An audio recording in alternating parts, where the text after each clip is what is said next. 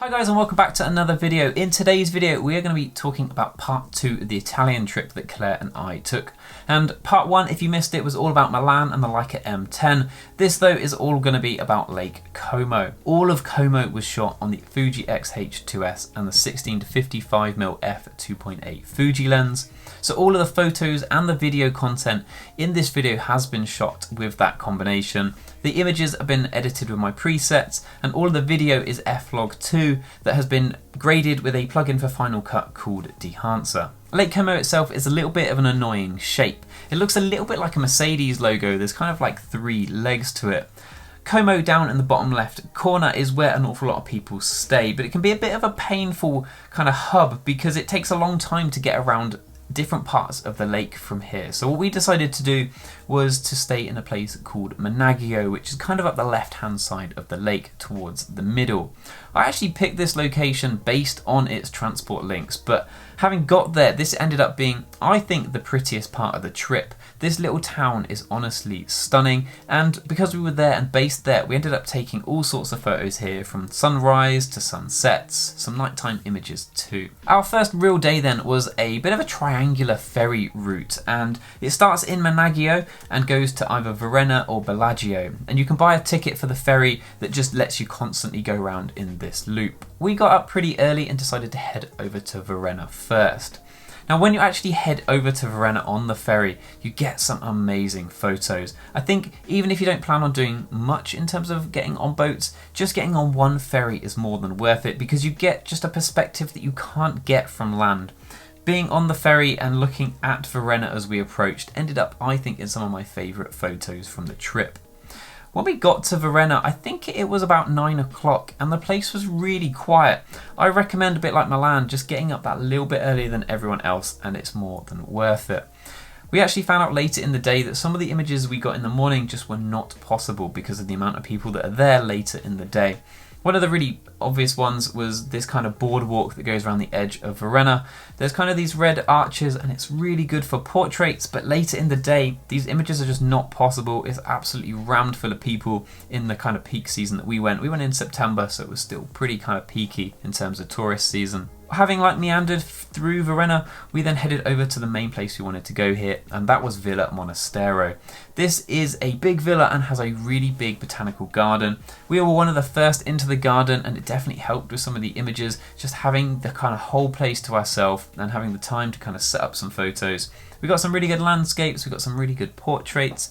From a holiday point of view, the weather was a little bit disappointing because on this day it was pretty overcast, but I think it did the images some good. The overcast weather meant some of these portraits that we got here, I think, are some of the better ones in terms of the trip as a whole. The botanical garden also enabled me to continue my trend of taking awful photos of kingfishers. If you've known me for a little while, you'll know that I really badly want a picture of a kingfisher. I ended up getting this one, which is awful, I know, but it feels like we're just getting that little bit closer every time I get one. Having finished off in the botanical garden, we then headed back into Verena and got some lunch. It was whilst we were getting some lunch we realised just how busy it got and how some of the pictures that we'd got earlier in the morning just were not going to be possible at this time.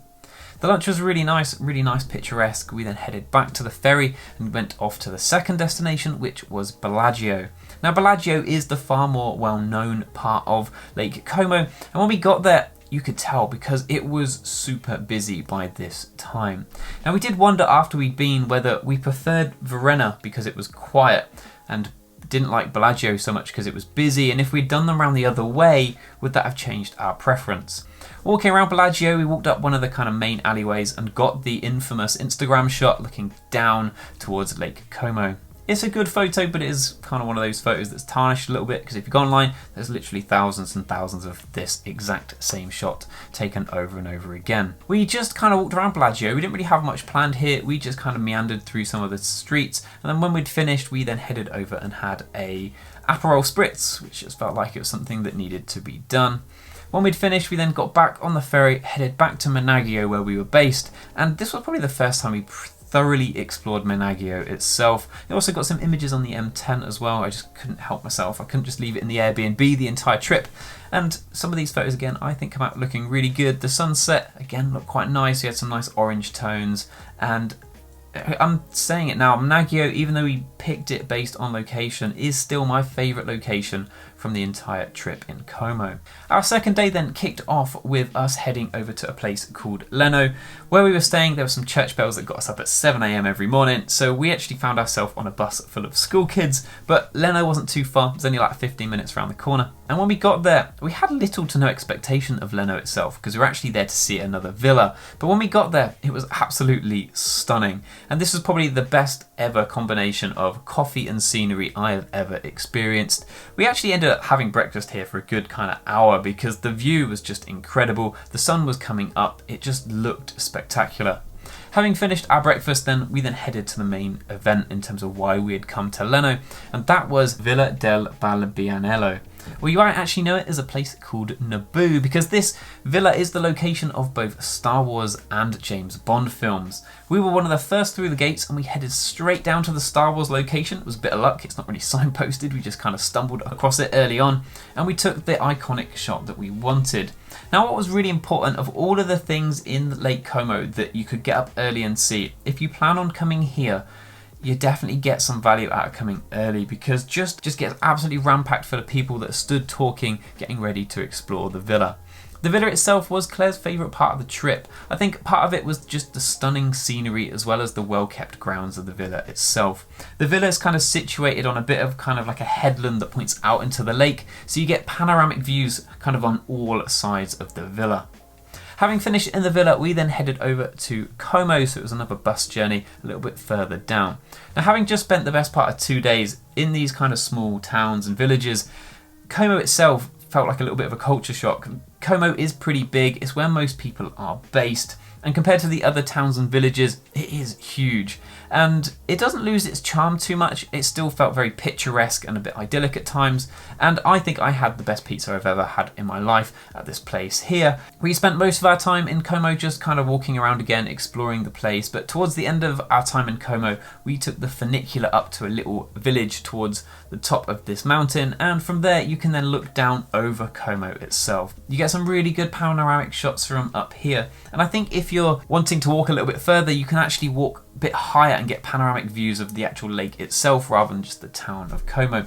But to be honest with you, at this point, after 5 days of pretty intense travel, we were pretty tired and we ended up just sitting up here and enjoying a drink, looking over Como itself. In terms of some photography tips then for Lake Como, the obvious one is getting up that little bit earlier than everyone else, and a little bit like Milan, it feels like Italy gets up a little bit later than maybe some other places do, so you don't have to get up super early. We were getting to places at kind of 8-9 o'clock in the morning, and that was more than enough to beat everyone else there. The second thing for me was taking the zoom lens. The zoom lens was super handy, and that versatility meant that I didn't need to keep changing lenses all the time. I do think you could do it with maybe 2 or 3 primes, but because of how frequently I was going from like portraits to landscapes and back again, I think I would have found myself forever changing lenses or just compromising on some of the shots. So having the 16 to 55mm lens was a big thumbs up. I did also take with me the 70 to 30mm, but I did forget one important thing, and that was taking some filters. What I didn't think about was using the 70 to 300. I was going to be shooting across the lake, and there is quite a lot of haze when you do this. I should have taken a haze filter or maybe even a polarizer, and I'd have got some better images. So definitely pack some of those if that's what you plan on doing. I think the fourth tip is if you're going to be shooting film, don't just take black and white. To make sure you take colour, because a lot of these little small towns and villages have an awful lot of bright vibrance like reds, yellows, oranges, and I think if you shot in black and white, you'd feel like you'd missed out a little bit. And lastly, I guess if you're curious about how I'm getting on with the Fuji X-H2S, I am absolutely loving it still. I think at this point I've owned it for about 3 months. The big things for me are still the IBIS. The IBIS is enabling me to take much better video than I've been able to in the past. The F-Log 2 I think is an absolute joy to grade. I've never really shot F-Log in the past because I just couldn't get on with it. F-Log 2 though just seems to be an absolute breeze, and I'm really enjoying that grading process, which is something that previous cameras I've just never really got into.